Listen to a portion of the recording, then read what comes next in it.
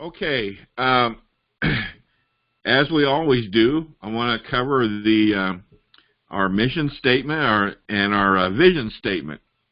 And like we've said many times, our vision statement is to build a Hoosier grassroots community of citizens and legislators dedicated to the constitutional concept of self-governance.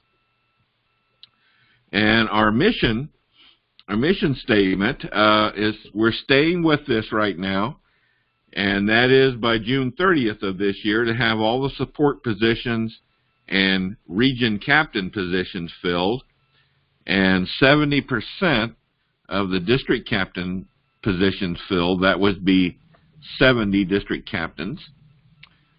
Strengthen our legislator relationships, grassroots growth to 30,000, and then ongoing educational meetings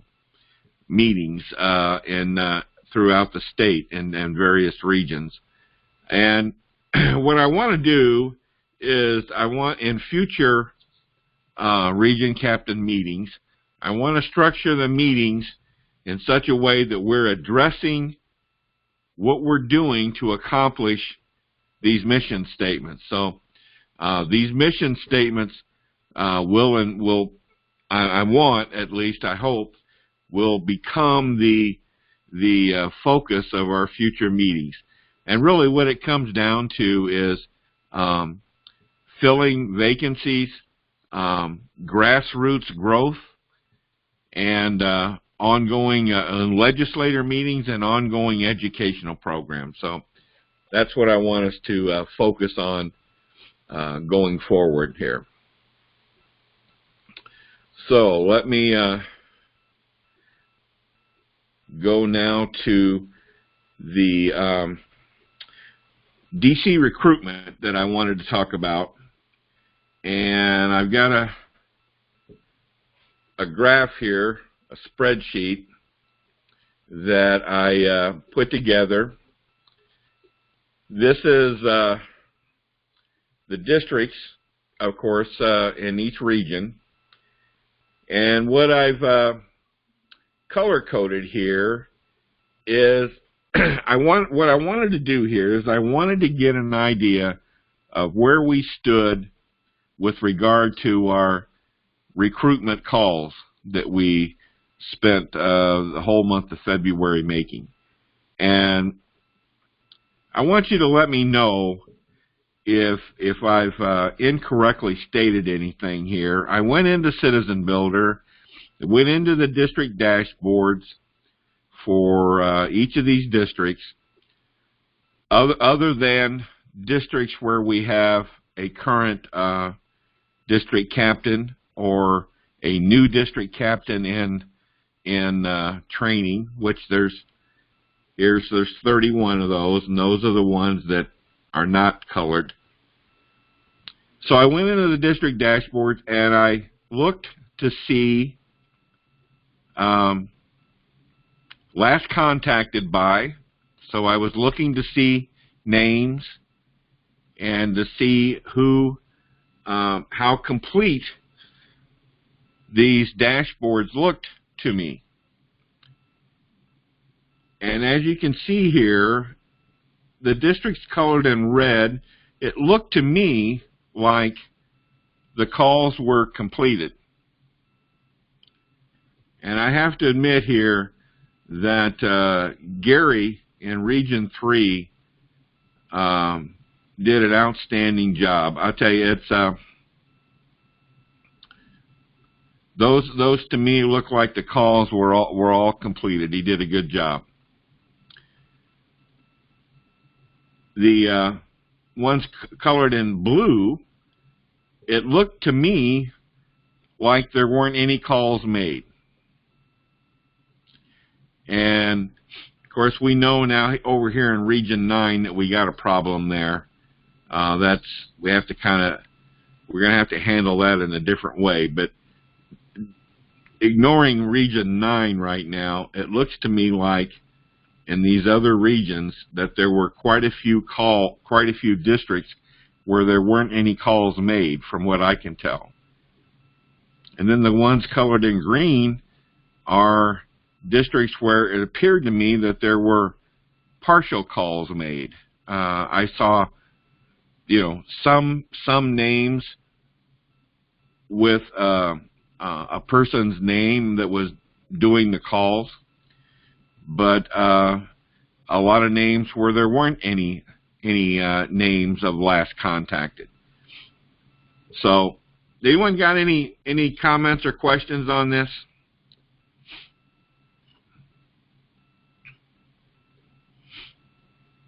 Yeah, you looking at the in the notes, or you're just looking in the district dashboard? I'm looking in the district dashboard, and then I would also test for notes. Okay, just curious.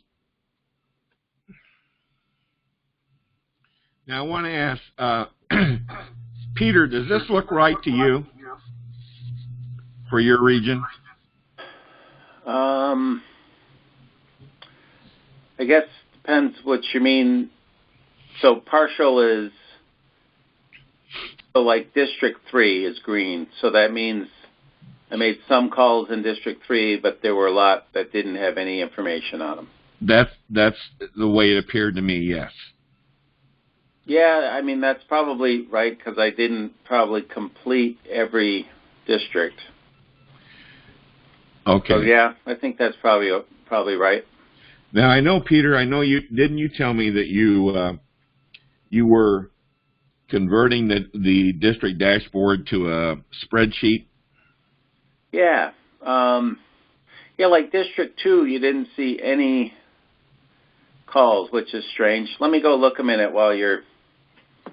I don't have that spreadsheet up, but let me bring it up and see if they had a record of making any calls in District 2. Why that is showing up like that. All Maybe right. it didn't go into the thing and actually complete the job and put the comment in there, and it's still sitting in my spreadsheet. But anyway. Right. Yeah. See what I have here. I'll look it up a minute. Yeah, but the point I'm getting to here is these partials, those have got to be completed, and then we have all these districts that apparently there were no calls made, or it doesn't appear to me that there were calls made. And we're talking about 30 districts where no calls were made. Now we know here in Region 9, 1, 2, 3, 4, 5, 6, 7, 8, 8 districts. We're gonna have to handle those separately. So discounting those, then there's 22 districts where it appears to me that there weren't any calls made.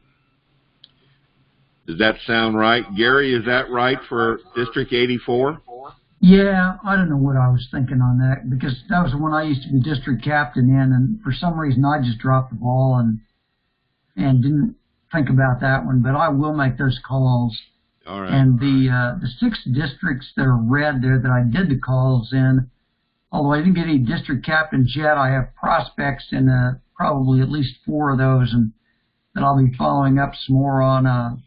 One lady I mailed some stuff to because she doesn't really do email, but I feel like we can get some district captains out of those, and I have some closer contact with some of the people that were in my district in 84, so I will get on that and see if I can't get somebody to fill that one too. All right. Well, that is another topic that is associated with this, and that is that it seems like many of us uncovered interested people, and I hope y'all kept record of who those people are, because those could be your leading volunteers. So I know, Gary, you mentioned you had a lot of interested people, but so, those will be people that could help you in, maybe they don't want to be district captains, but they might be able to help you in some other way. And the same thing with you, Peter, in Region 1. And that holds true in all these other regions as well. Dale, can I ask a question? In Region... No? Okay. May I please ask? Go ahead, Rick. Go ahead. Okay. In Region 5, which is the one I covered, the District 32 and 35, those were the ones that Mary Heath was covering. And I recall getting an email that she has started a job. So, but I haven't, as far as I know, she never, gave me anything. So I don't know, is she going to actually finish those districts? Do you know? Do you need me to follow up with her? I don't know. I have not followed up with her, but you are right. She, last I heard from her was that she got a job. She got a full-time job. Okay. I will say Mary did a good job for what she did, and I saw her name on many names as the last person contacted. So, but they weren't now. I realize that there's got probably some of these that had bad phone numbers or so I checked some notes. I didn't check every note. Okay, but that's why I'm classifying those as for her as partial.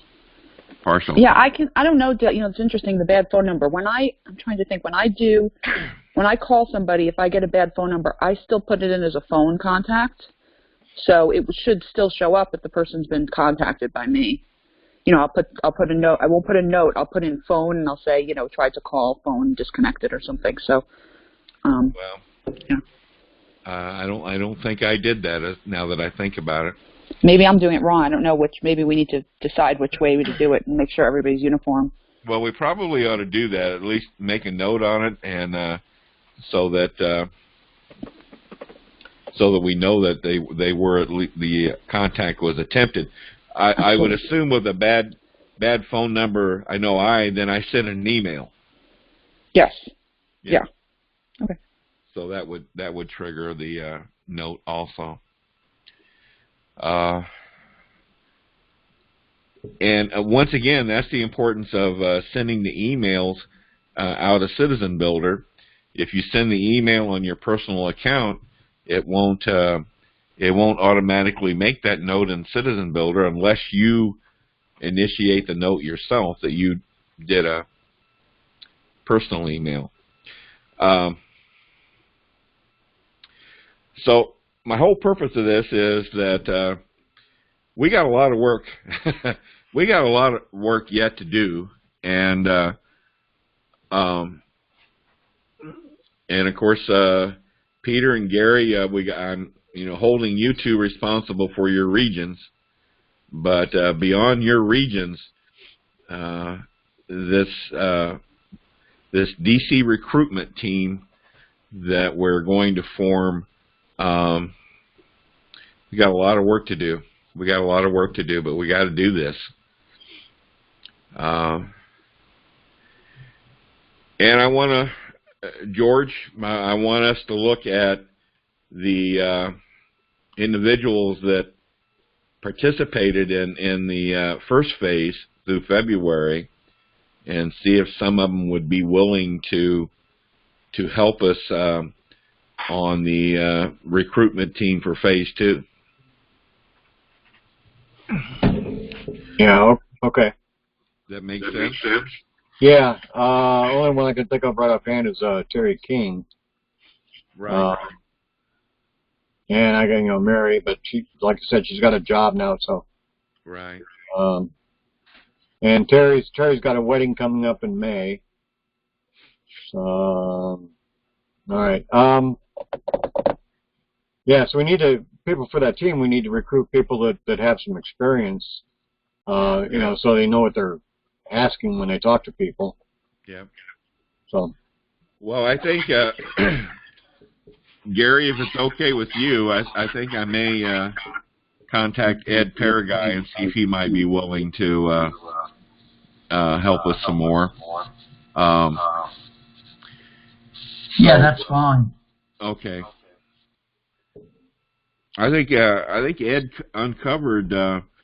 I know he uncovered one district captain for us. I'm thinking maybe there was a second one, but I can't think of who it was right now. So Ed Ed was doing a good job.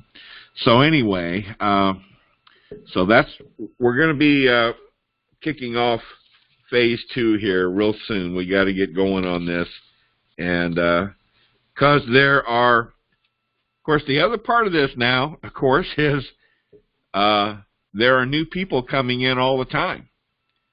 So not only do we still have the work ahead of us to work the backlog on these 20-some districts where there were no calls made, but now we also have to contend with the new people coming into all these districts. So it's an ongoing process. Okay? Okay, I wanted to mention also, I want to talk about petition growth in Indiana. You know, at our state call, I mentioned to you and showed the tracking report where we had a record month in February with new petitions. But I wanted to show you this report that I put this on the Indiana Leaders site every month. This is a report that Tim Heidenreich, one of our SIAs, gives me every month, and it shows each district by region, and it shows then the growth in new petitions signed for the month. So this is where I get the data for that tracking report. Now, of course, on the tracking report that I use in the state call, I do by region, and then I'm starting to then identify the leading district in each of those regions. But just so you know, this is on the Leaders site, Indiana Leaders site. If you want to look further with regard to petition growth in the individual districts in your region. So we got to start thinking about how we're going to increase this, because we're far away from achieving that 30,000 goal. And so we got, and this is where those volunteers could come in handy. Okay, who's doing that? Dale, I have a quick question. Okay. Do you get any data, I don't know, maybe on your state director calls? I'm just curious, do you know how our state compares to other states as far as petitions? Do you have any sense of like whether we, get a lot or we get a smaller number regarding, compared to other states? No, I don't. Okay. No. I do know, of course, you hear about Texas all the time, and and they are far and above our numbers. But no, I really don't.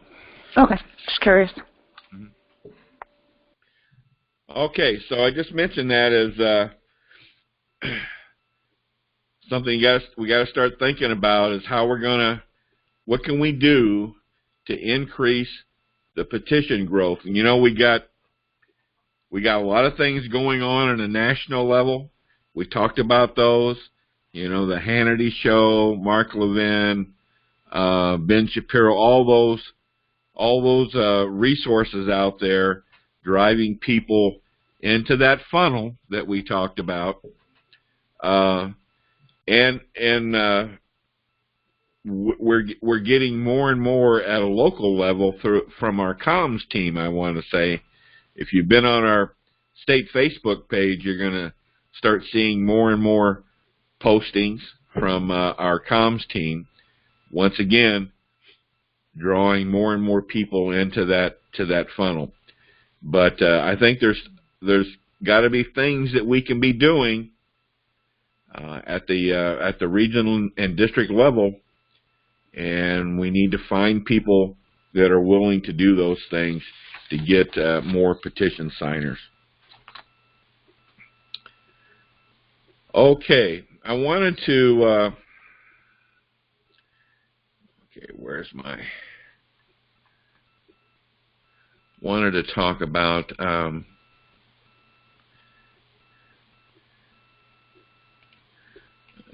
petition growth. Education. Peter, are you planning another webinar? I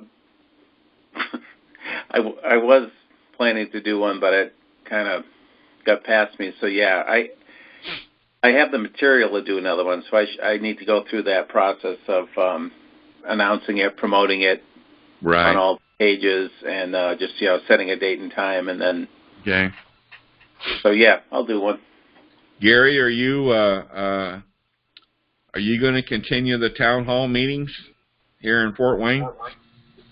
Yeah, I'd like to start those up again. I'm just wondering if if like in Texas or these other states, are they getting signers just from these radio spots that are running, or do you know if there's other things they were doing? Well, I don't know. I know you probably see on Slack from time to time where other states are doing, gun shows, or they're doing information table type things at different events, but that's the only thing I really know of right offhand. I just had a thought about putting some of those 3x9 cards out at like VFW halls, American Legion, something like that. Do you know if anybody's tried that? I believe they have. Yes. How successful that was, I don't know. I couldn't tell you. Okay, I may look into that for this area too. Okay. Well, once again, these people that that you uncovered as being interested, they may have some contacts, may have some ideas. You need to be talking to them on a regular basis, see what kind of ideas they may have. There may be some good ideas out there that we're not thinking of. All right. I had Paul on the call tonight. Paul, you want to talk about who you're targeting for the month of March? Sure. And I'll talk maybe a little bit bigger than that. So you're probably familiar with, I talked in the state call about the 34 Ready strategy that we're using with the legislators. And one of the things that I wanted to do there is put together a newsletter that I can email to legislators. So I'm working on putting together the first one of those. So essentially that would target all the legislators at once. Quite honestly, I've been watching and hoping for us to get another state soon that passes the resolution, to use that as maybe the lead article or headline in the newsletter. It makes the need for being ready for 34 a little more tangible. Yeah. When we can show, hey, here's another state and another and another. But I'm working through the logistics of that and get my COS action email set up so I can send from that account. The other thing I'm planning for this month is to get down to the State House for another day and set up as many meetings as I can with the legislators who are new since we passed the resolution back in 2016. But the other two legislators that I want to key on with individual meetings are Senator Holdman and Representative Smaltz, because they're the two we've still got who attended the simulation. Mm-hmm. So I think they're the ones who can most appreciate the need for being ready for when we get to convention, and probably have some input since they have experience in the simulated convention. Maybe some ideas of things that worked well or didn't work well, or things that we need to be prepared for. So that is kind of my strategy going forward for this next month, to get those few things accomplished. The individual meetings with Holdman and Smaltz, and then a day down at the State House, and to line up as many of the new folks as I can. And in fact, I'm planning on taking my secret weapon with me, which is my 14-year-old daughter. It's always helpful to have a young person who is politically motivated, and I think it helps with them remembering me. I've had success when I've drugged her along to some other events to meet legislators. So all right. I'm gonna schedule a day when I can get her down there with me. Okay. Paul, you mentioned newsletter. This newsletter that we got from National that came along with the CDs. Yeah. That says that's a quarterly newsletter, and this one that we got is fall of 2017. Yeah, it's kind of old, isn't it? It is. Have you seen a fourth quarter one, or? I have not seen an updated one. I pulled that one out. I got it right in front of me here.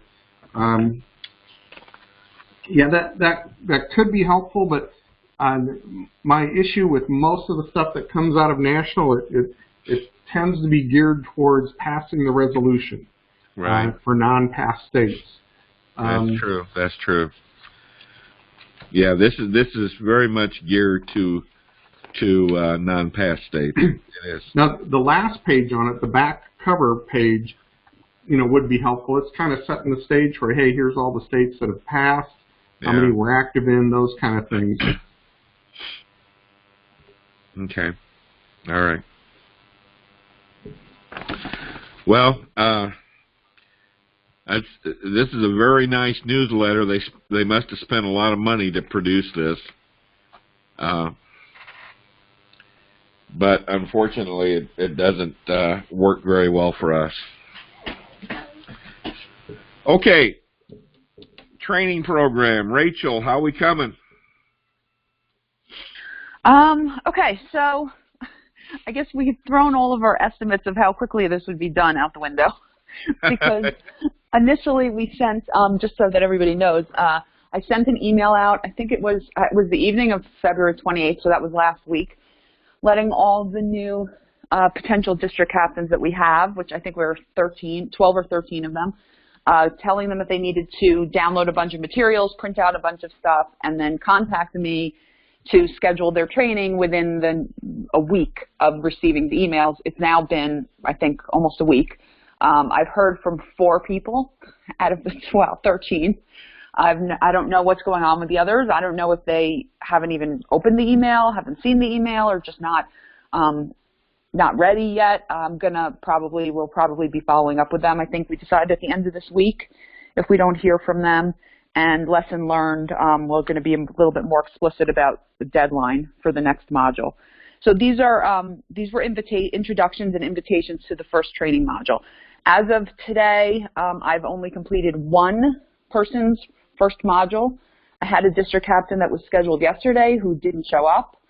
This is my first experience sort of dealing with scheduling things with volunteers. I'm sure a lot of you have had this happen before, but it was a little disconcerting to deal with the prospect that people might just not show up. So, I mean, I was able to get in contact with the person. They told me that something came up, but, it would have been nice to have them tell me that before I sat on free conference call for a half hour waiting. Anyway, so I have 2 scheduled tomorrow. So as of tomorrow, hopefully we'll be 3 done, 10 to go with the first module, and then we'll be moving on to the rest of the modules. The first module is a little bit rocky for me personally, just because it's been a little bit of a struggle, and Dale knows this, for me to find the right balance when talking to them about the substance of COS. I'm sure you guys come across this, like as region captains, district captains.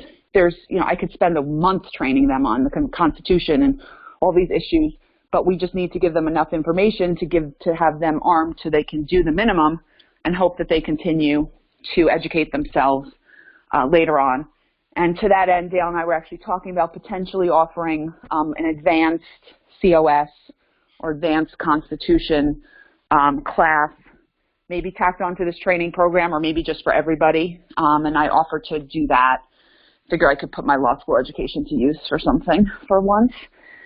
But other than that, yeah, so that's the status. I don't know if anyone has any questions or anything, let me know. Yeah, I think that advanced class is going to be very good, because we're just doing the basics in this initial training.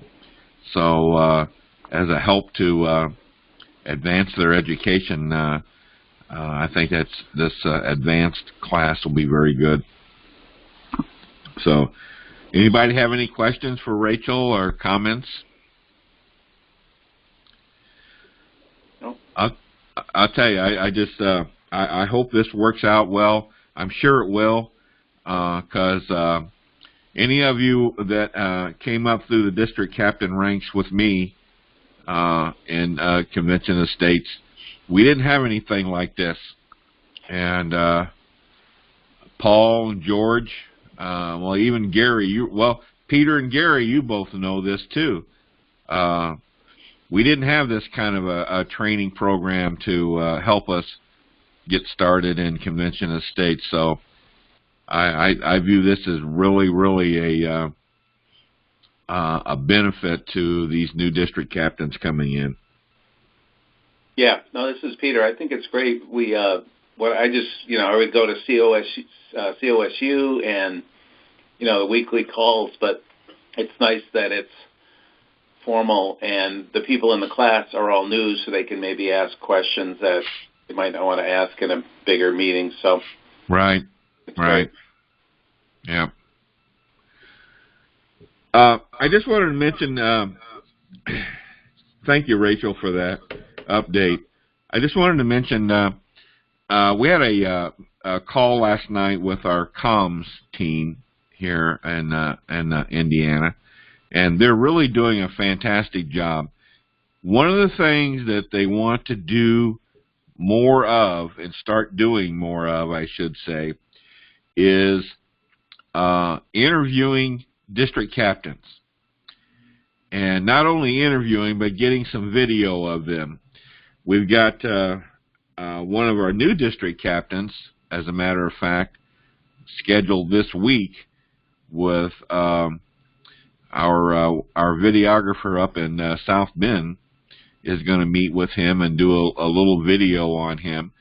So we want to do this with more of the district captains and the region captains as far as that's concerned. And we want to create some video talking to you about, your job. And that's video, that'll be content that will go on Facebook and our Facebook page. And it'll also be content that we can get onto Citizen Builder for people that are logging in to Citizen Builder and be able to see, maybe perhaps see the district captain in their own district. So what I'm leading up to here is if you have district captains that you would like to see featured, please get with Ken Kashuba, our state communications coordinator, and give him some names and let him make contact with those district captains so that they can set something up. Anybody have any questions on that?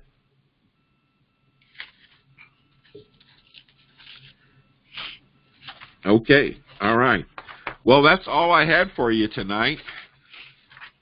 Our next meeting will be, right now, will be Tuesday, March 11th.